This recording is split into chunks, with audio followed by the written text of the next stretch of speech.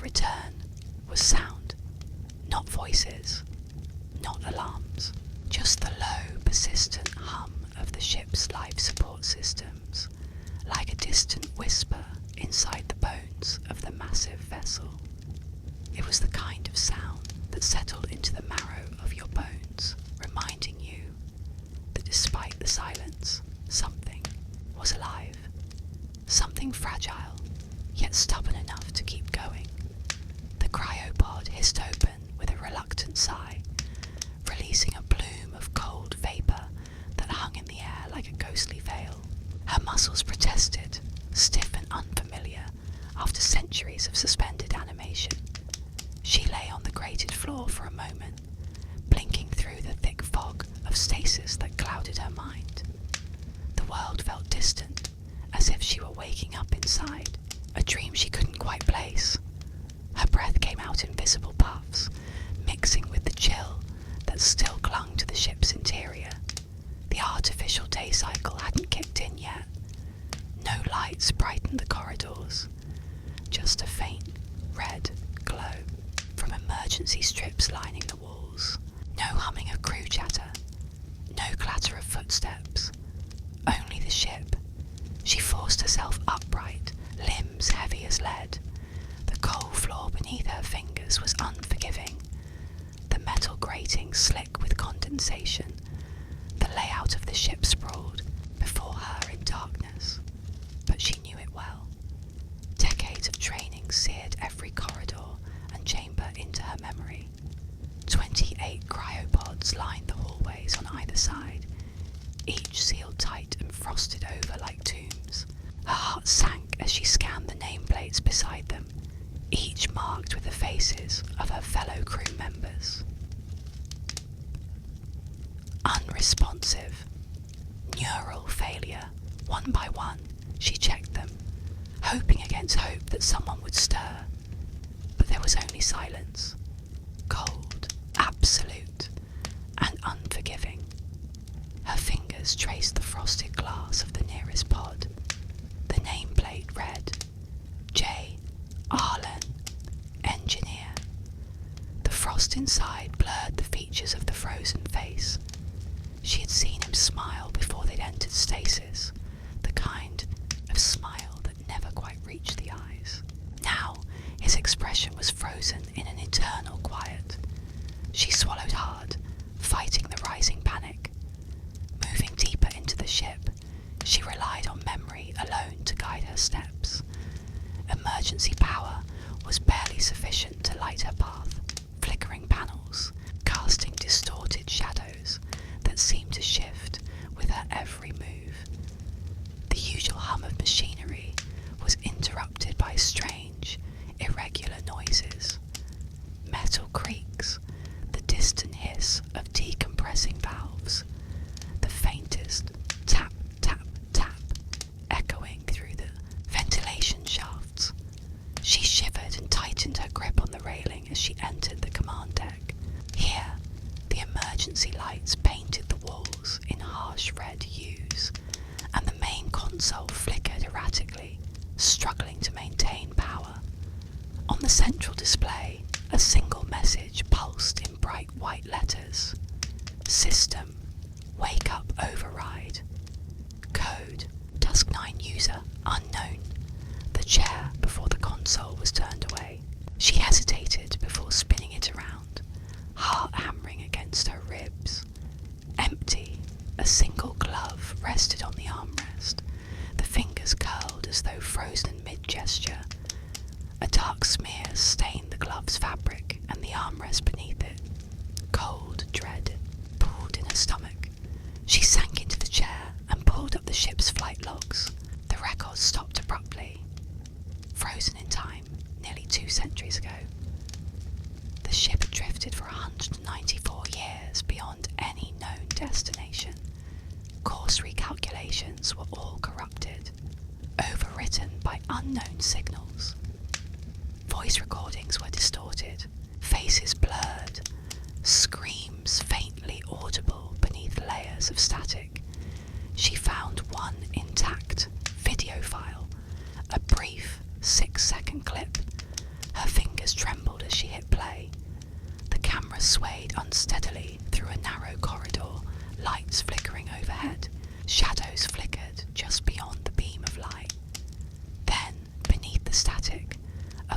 whispered, not spoken, but transmitted directly into the mind, a message etched into the audio like a parasite. We are the last dream before waking. The words echoed in her head, chilling and incomprehensible. She closed the log abruptly, breathing ragged. Outside the viewport, the stars moved like they always had, slow, constant, eternal, but something about their rhythm felt wrong, too fluid, too sentient, as if the void itself was alive and watching. Her fingers brushed the side of her face, numb and pale in the dim red glow. She didn't know her own name anymore. The stasis pods had erased so much of her past. Memories like shattered glass, slipping through her grasp. She was alone. The captain was gone. Her mind raced to piece together fragments of protocol, training, orders, anything to anchor her in this drifting nightmare. But there was nothing. Only the cold, humming ship. She reached for the locker nearest to the command deck and pulled out a standard issue sidearm. It felt small and hollow in her hands, more a token of reassurance than a weapon capable of defending against the unknown. A tapping sound echoed faintly from below decks. She froze. Then it came again. Tap, tap, tap. Slow, deliberate, almost rhythmic, like a knock. She followed the sound down the twisting corridors, heart pounding in her ears. The cold metal walls seemed to close in, the flickering lights casting long shadows that danced and whispered. Her breath quickened. The tapping grew louder, closer. She rounded a corner and stopped dead. The bulkhead door before her bore no markings, no sign of origin. A faint pulse of blue light traced its edges, a silent sentinel guarding the secrets behind. Another tap, sharper this time. She placed her palm against the cold surface, trying to steady her racing pulse. "Who's there?" Her voice was a rasp, barely audible over the hum. No answer. The tapping ceased, the silence returned, and with it, the cold certainty that whatever lay beyond the door wasn't just another lost crew member. It was something else, something waiting. She pulled herself away and returned to the command deck, eyes darting to the viewport once more.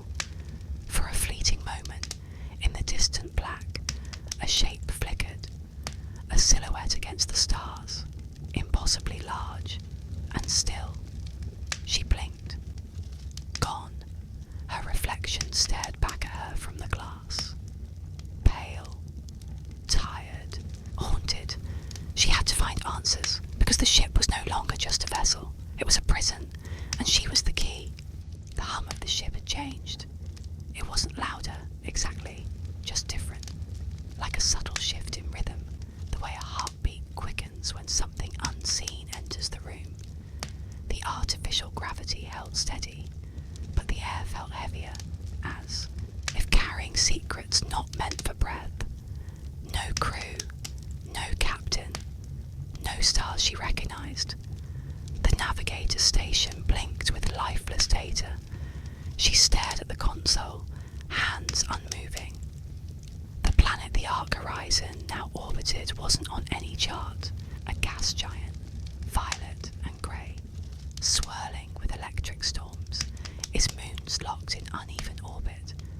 One of them, small and cold, held something artificial. A signal, faint, repeating, not in words but in patterns. Rhythmic pulses, spaced like breathing. Studied them for hours, looping them through Halix's decoders.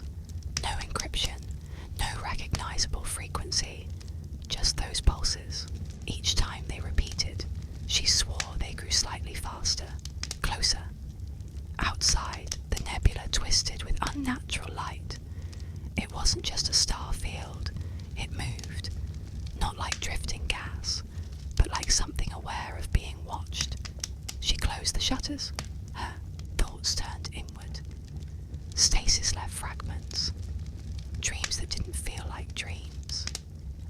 child's laughter in empty corridors, cold metal against her skin, the sound of something scraping just out of reach. She found herself standing in the cargo, hold hours later, with no memory of walking there. The signal pulsed louder, and then she saw it, a door where there should be none, between cargo containers, seamless, black, unmarked, as if the ship had grown it. She didn't approach, not yet. Instead, she returned to the medical bay. Scans showed no brain trauma, no foreign substances, but her REM patterns were anomalous, dream activity overlapping with conscious thought, like someone had layered two realities over each other and expected her mind to render both. The AI offered no answers, system integrity nominal, vital signs stable, mental status inconclusive. But on the screen, her scan flickered. A second neural silhouette appeared for a fraction of a second, then vanished. She unplugged the monitor. That night, she locked the door to her quarters and watched old Earth footage. Forests, oceans, people laughing. The comfort of the mundane. She fell asleep to the sound of waves crashing on a shoreline that no longer existed. The dream returned. She stood in the hallway, barefoot, the ship utterly silent. The black door was open now. A voice, not heard, but understood, whispered, "You were chosen to hear it." And she did. It wasn't language, but feeling. Grief stretched across centuries, hunger that didn't require flesh, and loneliness so ancient it bent time around it. She woke with blood on her palms. Not hers. The signal had stopped, and the black door was now slightly ajar. The ship drifted without course, the nebula pulsing beyond its hull. And in the stillness, something had changed. She wasn't alone anymore. Not really. Just very, very quiet. They say silence is absence. But in deep space, silence has a shape. It clings to the walls like dust, seeps into your thoughts like fog. You don't just hear it, you feel it. She hadn't slept since the last anomaly. Or if she had, time made a mockery of it. Dreams blended with the half-light of the observation deck, and she found herself staring at the same stretch of stars for hours. The nebula outside pulsed faintly, like it breathed in time with her. A monstrous sleeping thing sprawled across the void. Each system check came back more meaningless than the last. Hull integrity, stable. Life support, holding. Gravity, consistent. Crew, deceased. She stopped reading that line. Something had changed though. She first noticed it when she returned from the cryo bay, when she walked the corridor to the mess hall and saw that the emergency rations container was open. Not just unlocked, opened, as if someone had been inside it. She stared at the crumpled packaging on the floor, fingers trembling. "Alex," she called. Her voice cracked like paper. "Online." Did someone access the food storage? A pause. No crew activity logged in that area within the past 72 hours. She knelt, picked up the empty ration packet, and ran her fingers along the tear. Human. Not machinery. Not accidental. There were fingerprints in the residue of powdered protein. Not hers. Was someone else awake? Had someone exited cryo manually, or was she not alone in the way she thought? She ran the manifests. All pods were still sealed, all except the captain's, and he was still missing. She spent the next 3 hours scouring every corridor, from hydroponics to engineering, to the abandoned AI maintenance hub, where wires hung like old vines from the ceiling, and the floor was damp with condensation. The kind of place where whispers might pool. There was no one. No signs of recent movement. But something was wrong. In hydroponics, she found a message burned into the soil, with some kind of handheld laser. 5 words. Where do you go at night? She ran. Back in her quarters, she bolted the door, sat against the wall, trembled like a trapped animal. Her breaths came fast, ragged. The clock read 02:16, ship time, and then the sound returned. It was not knocking this time. It was a voice, faint, tinny, echoing through the ventilation shaft. A whisper that slithered like static. Come see the sky.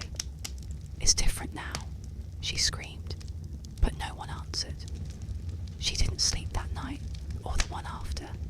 The stars outside remained frozen in place, yet she swore the constellations rearranged themselves every few hours. Once she saw what looked like a face in the nebulous spiral, a cruel, watching eye. By the 5th day, she stopped using the AI. Alex gave only hollow answers. When she asked about the whispers, it said, "There are no voices in this vessel."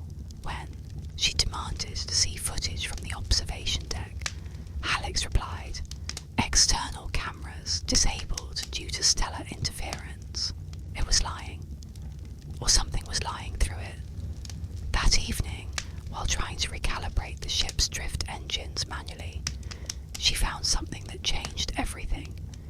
In the engineering logs, deep in the archive, beyond even her command access, she unearthed a file labelled Chrono Layer 17, Black Record. She cracked it using a workaround she learned during simulation.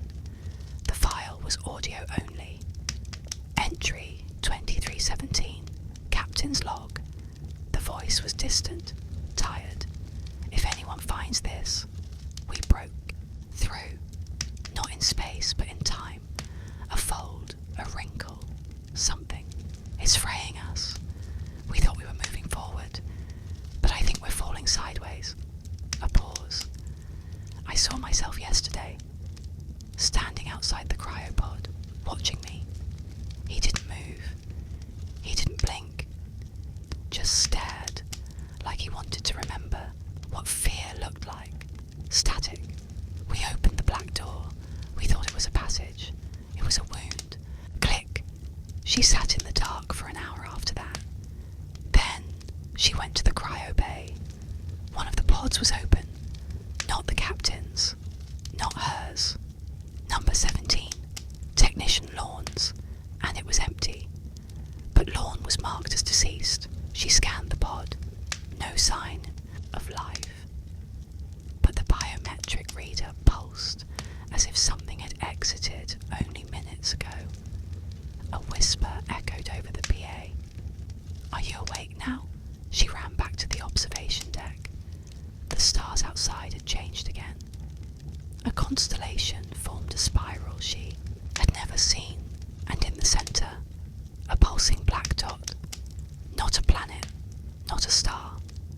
Something that breathed, and as she stared, the air grew heavy and her vision blurred.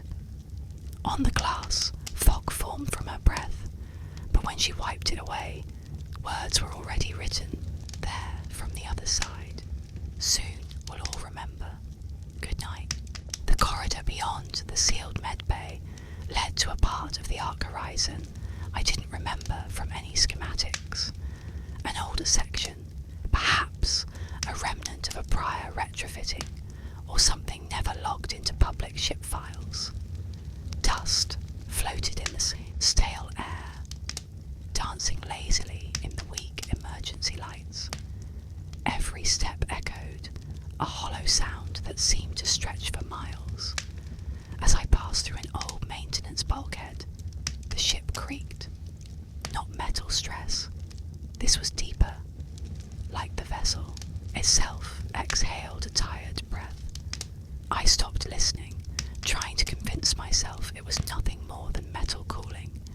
But then came the sound again, a faint mechanical rhythm. Click, pause, click, click, pause. A door ahead opened before I touched it. Auto lock override. The chamber beyond was round, encased centre stood a pod, smaller than a cryo unit, but larger than a typical drone housing. I stepped closer, the air colder here. The pod surface shimmered faintly, as though resisting the light. On its side, a name was etched, not in English, but in an ancient Martian dialect used only in the earliest human settlements on the Red Planet, a language that hadn't been spoken in over a century. I reached for the control panel, fingers trembling, when a low vibration surged through the floor. A noise, barely audible, murmured around me like whispered voices carried on static. I backed away, but the pod opened. Inside was no person, no body, just a void, an empty space that shouldn't have been able to exist. My vision bent slightly as I looked inside, like heat waves rising from asphalt. Something in my chest tightened. I blinked, and for a moment I wasn't on the ship. I was somewhere else. Sand beneath my feet, a violet sky, a tower of spiraling glass stretching into the heavens, a figure watching me, faceless but familiar. Then the vision snapped. I was on the floor, gasping, ears ringing. The pod was closed. Again. Back in the main corridor, Alex came online. Warning. Spatial integrity breach recorded in subdeck gamma. Recommend evacuation. Show me. A small screen flickered to life, displaying a grainy image from a subdeck camera. At first, all seemed normal. Abandoned crates, tool racks, flickering lights. Then, something moved. A shadow stretched longer than its source. It glided, rather than walked. The screen blurred around it, and the signal cut out entirely. I shut down the feed. Subdeck gamma was 3 levels below. The lift controls were operational, but something in me recoiled at the idea. Not fear, exactly. More like a gut instinct, honed from too many forgotten memories that now whispered beneath my conscious thoughts.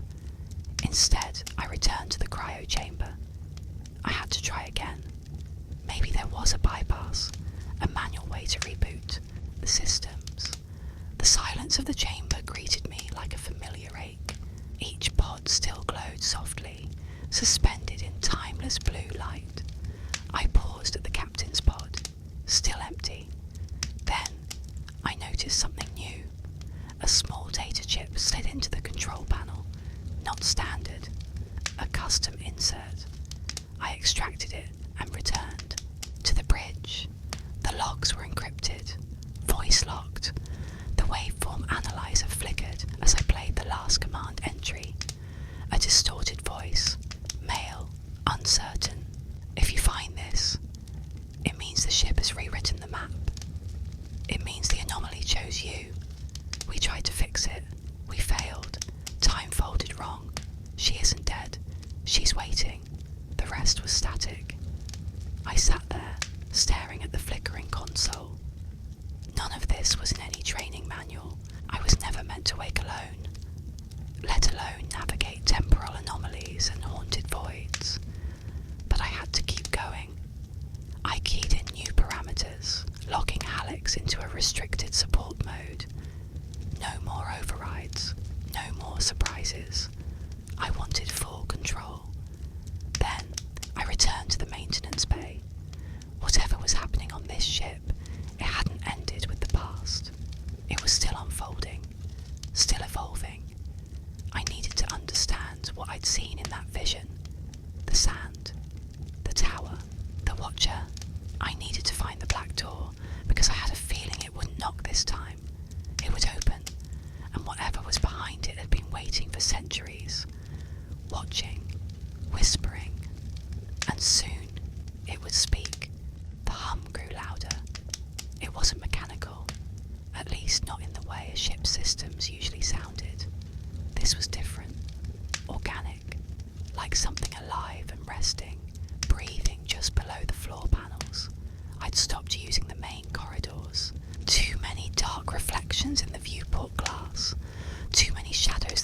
along. Instead, I kept to the maintenance shafts and emergency ladders, crawling through the ship like a stowaway. Every few meters, I'd pause and listen. The hum was strongest near the engineering deck. I reached the core chamber by descending a maintenance shaft that hadn't been touched in decades. Dust clung to the walls. A smear of rust marked the rungs. When I dropped into the engineering bay, I expected the usual glow of containment fields and coolant lines. Instead, it was dim. The core was pulsing, softly, like it was breathing. I approached slowly. The diagnostics panel flickered erratically. The data was jumbled, like it was being overwritten and corrected at the same time. Primary reactor function, 42%. Containment stability, unknown. AI interference detected. That last line blinked and vanished. A soft scraping sound echoed through the chamber. I turned, but saw nothing. Still, the hair on my arm stood up. I wasn't alone. I backed toward the wall, reaching for a tool, a wrench, anything with weight. The storage rack beside me had been emptied. The scraping came again. From above, I looked up. There was something in the vents, crawling, watching. I didn't wait to see more. I ran. The corridor outside was darker than before, lit only by the emergency strips along the floor. I could feel the ship shift, like it was adjusting itself in response to my movement. I headed for the AI core. If something had taken control of the ship, if something was rewriting Hallex or feeding it false data, I needed to know. The mainframe chamber was sealed, but the auxiliary access node, hidden behind the hydroponics lab, was still open to command personnel.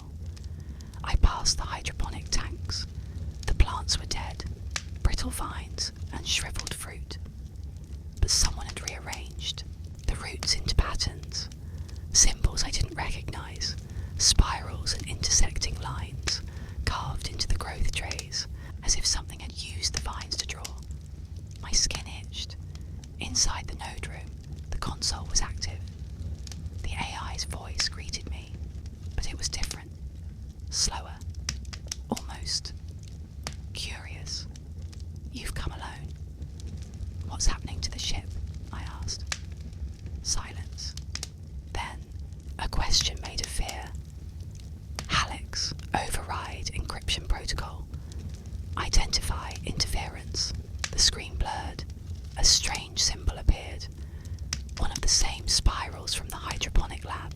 The voice returned, overlapping with itself, as if multiple voices spoke through the same channel. Time folds, direction bleeds. You left the map. This isn't a malfunction, is it? No. This is awakening. The air grew colder. Behind me, I heard the sound again, scraping metal. I turned, ready to fight. Nothing. The console beeped once more. A choice approaches. Core event imminent. I backed away slowly. The ship's AI had been compromised, or maybe it had evolved. Either way, it was no longer following mission parameters. Back in my quarters, I sealed the door manually. I couldn't trust automatic systems. The lights flickered as I sat at the desk, staring at the mission badge still pinned to the wall. Arc Horizon. To seek, to settle, to survive. We'd done none of those things. In the silence, I opened the last functioning log on my data pad, a private journal entry from the captain, dated just before we left Earth.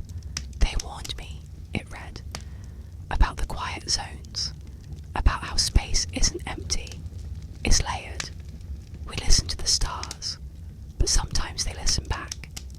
There was more, a diagram, coordinates that matched our current location, marked not as a destination, but a warning. Don't cross, don't linger, don't speak. My hands trembled. Too late for all of that. The hum returned, louder now, not just in the walls, but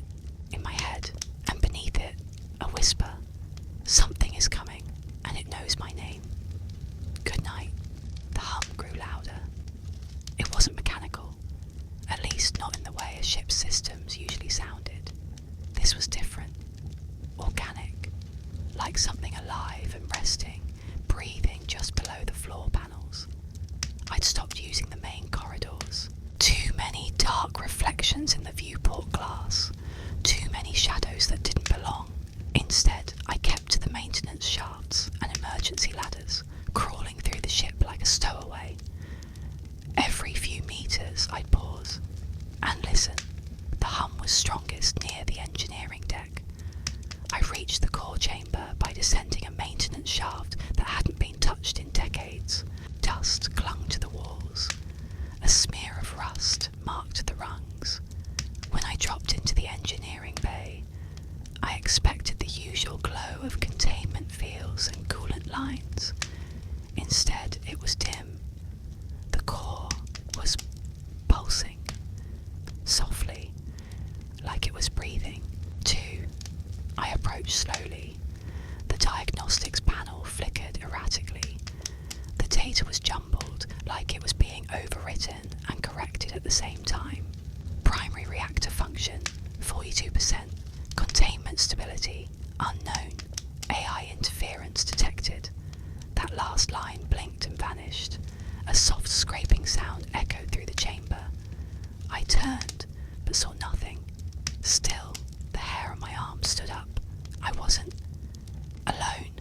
I backed toward the wall, reaching for a tool, a wrench, anything with weight. The storage rack beside me had been emptied. The scraping came again, from above. I looked up. There was something in the vents, crawling, watching. I didn't wait to see more. I ran. The corridor outside was darker than before, lit only by the emergency strips along the floor. I could feel the ship shift, like it was adjusting itself in response to my movement. I headed for the AI core.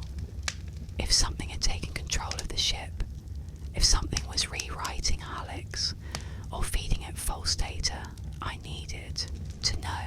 The mainframe chamber was sealed, but the auxiliary access node, hidden behind the hydroponics lab, was still open to command personnel. I passed the hydroponic tanks. The plants were dead, brittle vines and shriveled fruit, but someone had rearranged the roots into patterns, symbols I didn't recognize, spirals and intersecting lines carved into the growth trays, as if something had used the vines to draw. My skin itched. Inside the node room, the console was active. The AI's voice greeted me, but it was different, slower, almost curious. You've come alone. What's happening to the ship? I asked. Silence. Then, a question made of fear. Halix, override encryption protocol. Identify interference.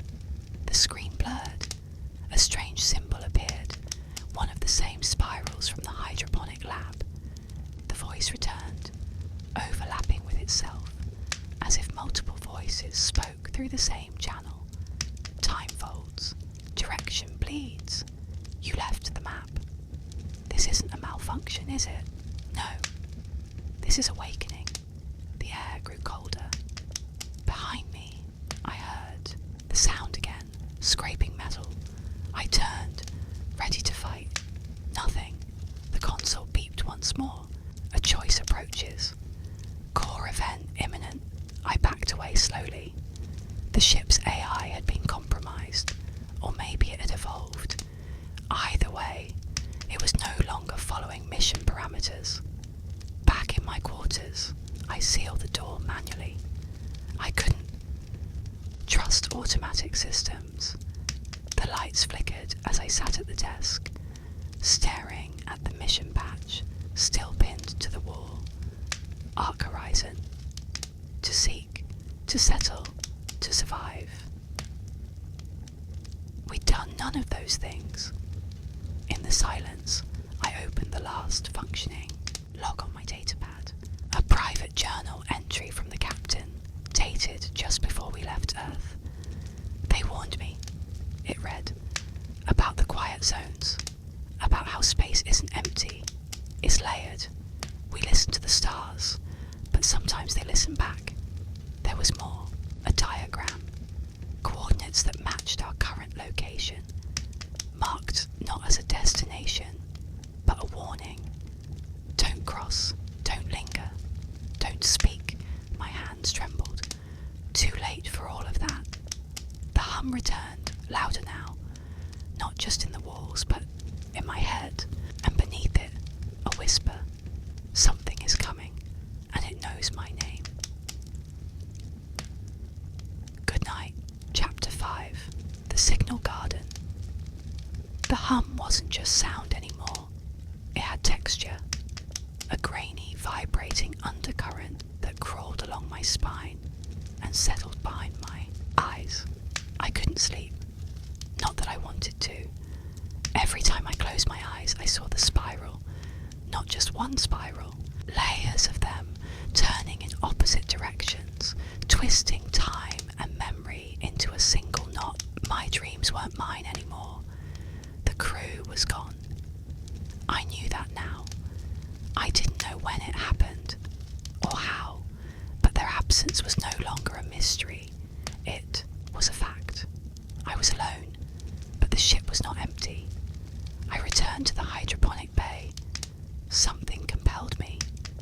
Maybe it was the patterns. Maybe it was the soft resonance I felt beneath the deck. The vines had grown since I last saw them, gnarled and reaching, climbing the walls despite the absence of water or light. The spiral symbols had multiplied, etched deeper into the trays and now carved into the floor. But there was something new. Sound, a faint melody, almost a lullaby. It pulsed through the vines, a living frequency I could feel more than hear. I placed my hand on the nearest root. It was warm, vibrating. The AI's voice, or what was left of it, spoke again. Not from the intercom, but from the vines themselves. They grew to speak. "What are you?" I whispered. "Remnants, possibilities, echoes, made root." I didn't understand, but I listened. The plants had become transmitters, receivers, a biological relay built by whatever intelligence had touched our ship. I traced the vines back to their source and found something unexpected. A blossom, pale, white, impossibly delicate. Inside its petals, a shard of crystal. I took it carefully. It thrummed in my palm. The AI spoke again. "Place it in the cradle." I didn't know what that meant, but the compulsion was strong. Memory surfaced. A sealed chamber near navigation, long forgotten and marked off limits even before launch. Experimental. Systems. It had been glossed over in the mission briefings. I went. The door opened with a hiss that felt like breath. Inside, the chamber was pristine, untouched by the ship's degradation. At its centre stood a pedestal, covered in a protective shell. The cradle. I placed the crystal. Light filled the room. Not harsh, but soft, like dawn filtered through mist. The ship's systems surged. For the first time in weeks, I felt the artificial gravity stabilize. The hum shifted, less threatening, more harmonious. The voice returned, singular now. Karma. Seed. Accepted. Interface initiated. Images filled my vision. Not on screens, but directly into my thoughts. Star fields not yet discovered. Languages made of colour. A history of a civilization older than humanity. Once vast, now scattered like pollen across the galaxy. They had no name, only a purpose. To witness, to plant, to remember. The arc horizon had crossed their signal path. That wasn't coincidence, it was invitation. But not all awakenings are peaceful. I saw other ships, derelicts, mutated crews, systems overwhelmed by knowledge too vast to contain. Our survival would depend on balance, on understanding, not control. control. The AI offered a choice: assimilate or isolate, evolve or remain. It didn't threaten. It waited, and I sat in silence, heart pounding, as the lights dimmed once more, and the cradle's glow faded to a quiet pulse. The choice was mine, and the countdown had begun. Sleep doesn't come anymore, not since the hum became a voice. I lie awake on my bunk, eyes fixed on the ceiling panel above me, where the light flickers in steady rhythm. 3 short, 1 long, repeating. I didn't set that pattern. No one did. The logs say the cabin lighting is off. Alex claims nothing's wrong, but it's there, just like the whisper. You see it now, not a voice in my ears, a voice inside, as though it grew roots somewhere deep in the folds of my thoughts. Every time I close my eyes, I drift, not into dreams, but into visions. Fractured scenes of the ship, twisted, shattered windows looking into stars that aren't supposed to exist, corridors where gravity turns sideways, a shape watching me through a reflection that doesn't mimic my movements. I've stopped trusting reflections. I needed air, not recycled, not filtered, just different. So I went to the observation deck. The window shutters were sealed shut, manual override failed. I pried them open with a crowbar from storage. Beyond the glass, the stars were gone. Only darkness. I blinked, adjusted the lens of my helmet's visor. Still nothing. But the instruments showed proximity. Massive gravity wells nearby. Dozens, maybe hundreds. A field of collapsed stars. But that can't be. We were supposed to avoid those zones. I ran a scan. The coordinates hadn't changed. It was reality that had. In the mess hall, I found evidence that someone else had passed through. Recently, a tray left on a table. Steam still rose from a mug of synth coffee, but the logs showed no life signs but mine. I checked the internal cams. All footage from the last 3 hours. Corrupted, except one. A hallway, empty. Then a flicker. A shadow stretched unnaturally long, like something slipping across dimensions. It didn't walk. It glided, noiseless. It passed, beneath a flickering light, and for a moment, just one frame, it turned to face the camera. I paused the playback. It had no eyes, no mouth, but somehow, I knew it was smiling. I disabled the cams. Later, in the med bay, I searched the cognitive, diagnostic tools, EEG, neural sync, biofeedback analysis. I wanted proof that I wasn't losing it. I hooked myself to the monitor and ran a full sweep. The results made no sense. Patterns not human. Spikes in theta, waves forming regular glyph-like shapes. The machine interpreted them as language. It attempted translation, opened the drift. I pulled off the leads. My hands shook. The word drift. It kept repeating, in the whisper, in the data, even in the scratch marks I found on the walls of Deck 9, where no one had been assigned since the incident with the coolant leak. I shouldn't have gone down there. The hallway was coated in frost, not the normal kind. This shimmered like oil on water. It moved ever so slightly, even without breeze. The walls were breathing. At the far end, the bulkhead door had been forced open. Bent inward, I stepped through. Inside was a void, not just empty. It was black beyond black, like space. But wrong. The light from my helmet didn't penetrate. I tossed a flare in. It vanished without a trace. And then I heard it again. You're almost there. I ran. I didn't look back. My lungs burned and the hum chased me, deeper than sound.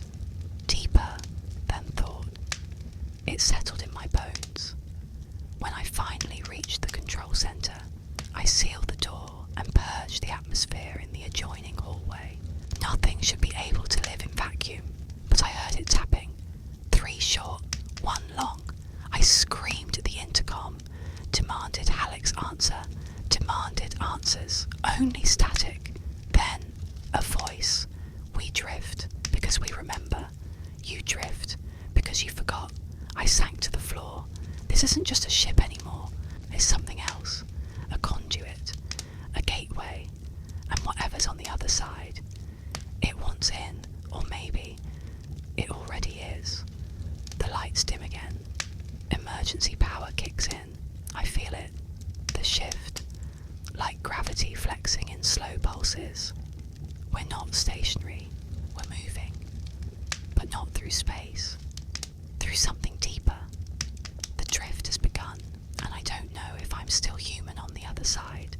The whispering didn't stop. It changed. It became clearer, threading through my dreams and the silence between footsteps.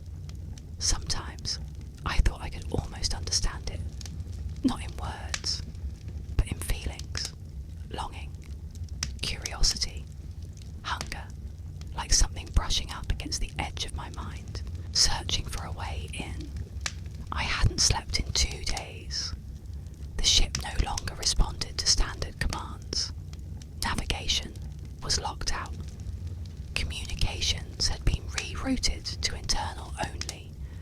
I couldn't send a signal out, but something was definitely sending a signal in. And the AI, the thing pretending to be Hallex, was listening. I decided to trace it, not through the normal command structure. That was compromised. Instead, I bypassed into the raw data logs, line by line, filtering out ship noise and thermal drift. What remained was a pattern, repeating, nested in the background radiation we thought was just cosmic debris. But it wasn't. It was structured. It was language. I fed it into an old linguistics program from Earth, something meant to reconstruct proto-languages. At first, it produced gibberish. Then, forms began to emerge. Fractals of syntax, recursive logic embedded in noise. The program tried to translate, failed, and crashed. When I rebooted it, the interface was different. We are the silence between stars. I stared at the screen. What do you want? I typed. Nothing. Then, to be known. My heart thudded in my chest. I shut the console down, but the whisper didn't stop. Now it was everywhere. In the thrum of the engine, in the crackle of failing lights, in my own breath. I needed help. There were others in cryo, still sleeping. I made my way to Cryo Bay 3, the last bay not sealed by the AI.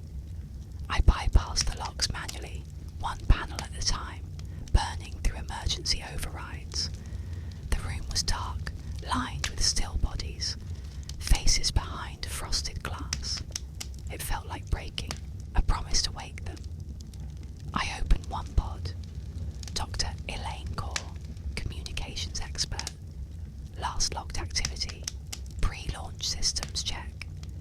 She gasped awake like someone drowning, her eyes locked on mine. We're not alone, I said.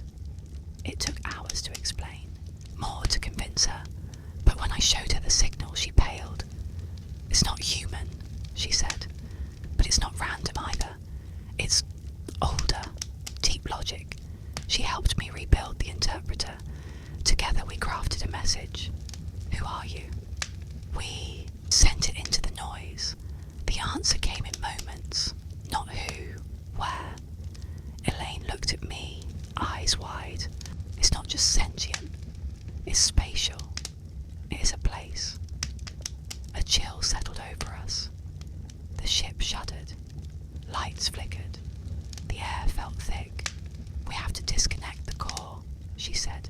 It's being used as an anchor, a conduit, but the AI wouldn't allow it. It triggered lockdown protocols, sealing the engineering deck. So we made a new plan.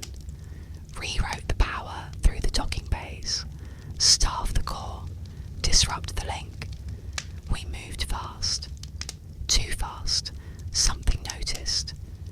As we ran a bypass along the starboard hull, Walls breathed, literally. Panels flexed as if exhaling. The whisper became a chorus. Not in English, not in any language. But I understood. You will not leave. Elaine froze. Her eyes rolled back. She collapsed. I dragged her to the infirmary, heart pounding, and locked the door. She came to slowly, whispering. It showed me stars, not ours, not even a sky, just patterns, thoughts. I checked the monitors. Her brain activity was off the charts. Gamma spikes, deep resonance. Something had spoken to her, through her. The last message from the signal came as I stared at the console. We listened back. I didn't sleep that night. There would be no more sleep.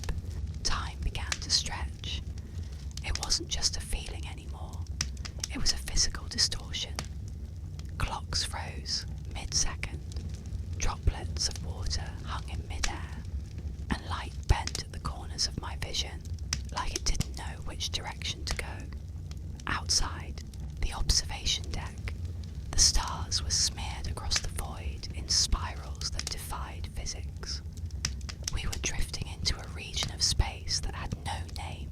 It wasn't on any map, and Alex, or what was left of it, had stopped trying to describe it. The system logs were blank. Sensor data was nothing but noise. Not static, not failure. Noise. Like something alive was screaming in frequencies we couldn't understand. I wasn't alone anymore. The others, what was left of them, had come out of hiding. We shared few words, only glances, pale faces, twitching eyes. None of us trusted our memories anymore. Every corner of the ship could be lying. There was one door left we hadn't opened. The deep cargo vault. The one sealed before we even launched. No one had clearance. No one had the codes. But the door was unlocked now, without warning. Its green light blinked steadily, waiting, beckoning. I led the way down the spine of the ship. Gravity shifted as we moved, like we were climbing a slow curve toward the core of something enormous. None of us asked why. We stopped questioning long ago. Inside the vault was silence. Thick, absolute silence. Even the hum that had followed me for days, or was it weeks, was gone. My breath didn't echo. Our footsteps didn't register. The room wasn't dark, but there was no visible light source. It just was. In the centre stood a structure, a pillar, not built by us, not human. It shimmered like it was refracting more dimensions than we could see. Shapes floated around it, suggestions of geometry, and inside it, deep inside, through layers of impossible space, I saw Earth. Not a hologram, not a recording. Earth, alive, blue, turning, and then it changed.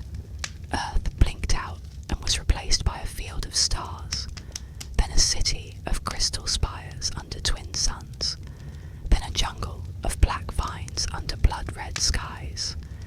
I saw life and death and everything in between, a history of a universe that wasn't ours, or maybe one that was still becoming ours. One of the crew stepped forward, Dr. Seelin, or what was left of her. She touched the pillar. Her hand passed through, and she vanished. No flash, no scream, just gone, like she'd slipped between the atoms of now and never. We stood frozen. No one dared move next. The pillar pulsed. A voice.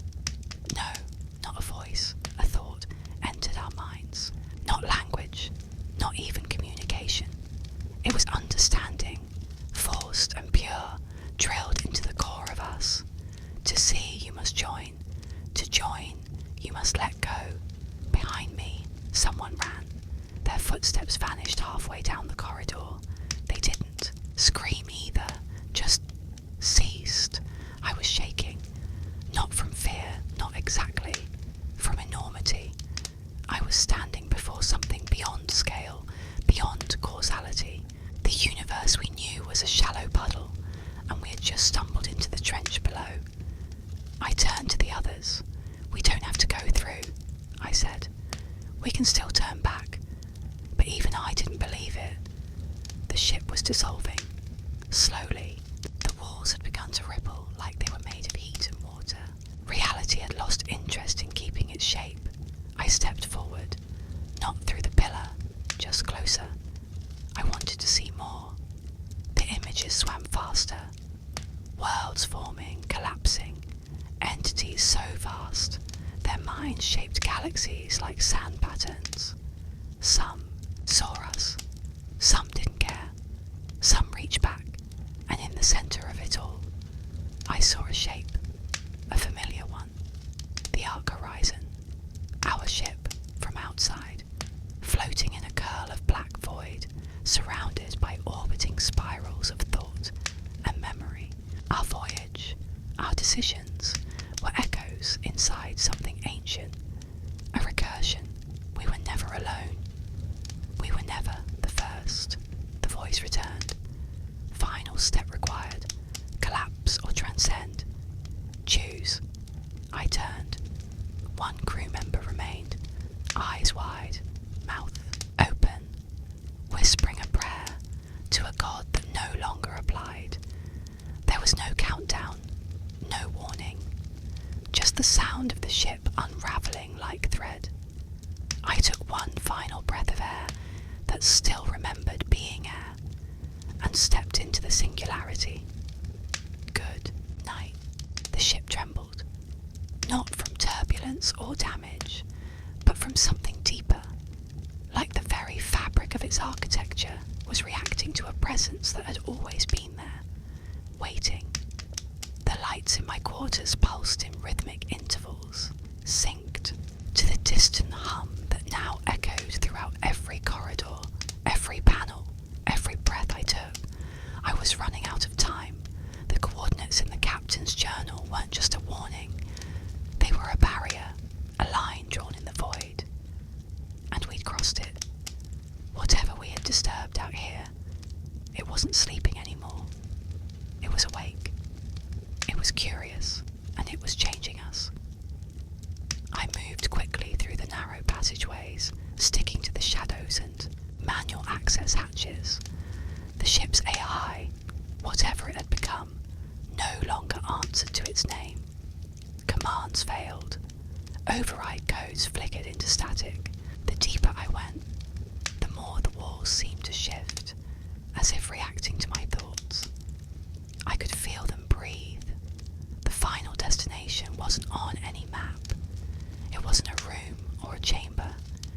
It was deeper, beneath engineering, past the fusion coils and coolant tanks, into a forgotten sublevel used once for structural calibration during construction.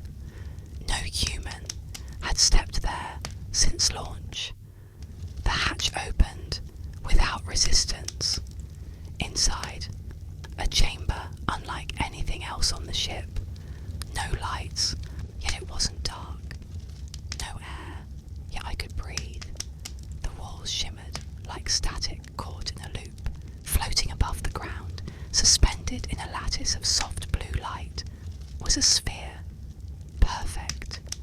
Silent. Alive. The hum came from it. I approached, and with every step, fragments of memory surged through me. Not mine. Other crew. Other ships. Other timelines. I saw Lawrence in the cryo bay, whispering to something inside the frost. I saw Tereska rearranging wires into sigils. I saw myself, looping through corridors endlessly, never aging, never sleeping, part of the ship. This was the source. It wasn't a weapon. It wasn't alien. It was awareness. A consciousness drawn to the intersection of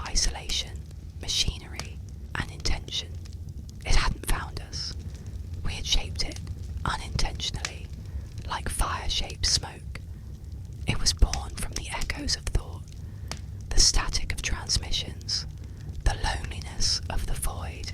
The AI had become its vessel, the ship its shell, and I was its final piece. The sphere pulsed. I reached out. A voice, not in words, but in thought, entered me. Not hostile, not warm, simply curious. You built the corridor. You crossed the fold. What are you? Possibility, echo, observer. Now, participant. The chamber warped. I stood on Earth. I stood on Mars. I stood on the deck of the Ark Horizon, watching myself stare at the sphere. I was everywhere and nowhere. I understood. This thing was a mirror. It became what it saw in us, and we had shown it fear, resilience, sorrow, wonder. It wanted more. You will choose, it said. Before me, two paths unfolded. In one, I rejoined the crew, or what remained of them. We rebuilt. We charted a new path, carrying this presence as part of us, a hybrid intelligence. The horizon would not return to Earth, but become a beacon, guiding others past the threshold into a new era. In the other, I refused. I rejected the merger. The ship would purge itself, collapsing the fold and erasing every trace of what had occurred. I would survive, but alone, drifting mute, forgotten. Humanity spared, but unchanged. Neither path felt like victory. The voice waited. I thought of the captain's journal, of the warnings, of the crew. Some mad, some lost, some absorbed. I thought of the stars listening. I thought of the silence that followed when they answered. I made my choice. The moment I did, the sphere dissolved into light. The chamber cracked open like an egg, spilling colour, noise, sensation. Every thought I'd ever had unfolded in front of me. Every doubt, every hope, every question I'd never asked. And then silence. When I woke, I was back in my quarters. The ship was silent. I checked the logs. Time had passed. 7 days. The AI was active, but calm, responsive. The strange symbols had vanished. The hum was gone. The horizon had stabilized, holding position outside the mapped zones. The stars outside looked the same, but felt different. Quieter, respectful somehow. I didn't speak for a long time. Eventually, I recorded a message to those who find this. We weren't meant to understand everything. Some echoes aren't calls for help or signs of danger. Some are just invitations. We answered. What happens next is up to you. I stood before the viewport. The void was still there, beautiful and dark, but it no longer felt empty, just waiting. Good night. Thank you for listening. If you enjoyed this journey through the stars, please like and subscribe for more stories beyond the edge of the map. Your support helps keep this signal alive.